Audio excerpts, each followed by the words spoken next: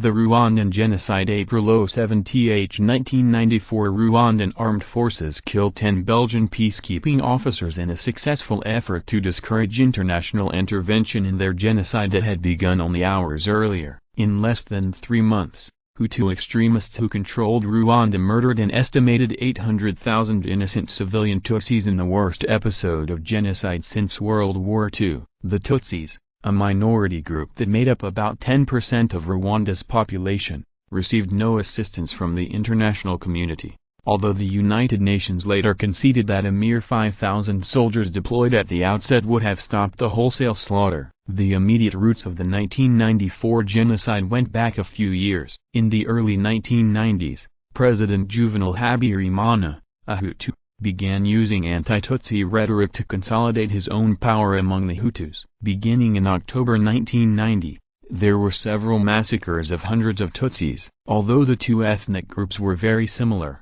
sharing the same language and culture for centuries, the law required registration based on ethnicity. The government and army began to assemble the Interahamwe, meaning ethos who attack together or ethos who stand together, and prepared for the elimination of the Tutsis by arming Hutus with guns and machetes. In January 1994, the United Nations forces in Rwanda warned that larger massacres were imminent. On April 6, 1994, President Habyarimana's plane was shot down, killing him and several of his close advisors. It is believed that the attack was carried out by Hutu extremists who believed the president was about to sign the Arusha peace accords, not the Rwandan Patriotic Front, RPF, a Tutsi military organization stationed outside the country at the time, who the Hutus blamed. In any event, Hutu extremists in the military, led by Colonel Bagasaro, immediately went into action, murdering Tutsis and moderate Hutus within hours of the plane crash.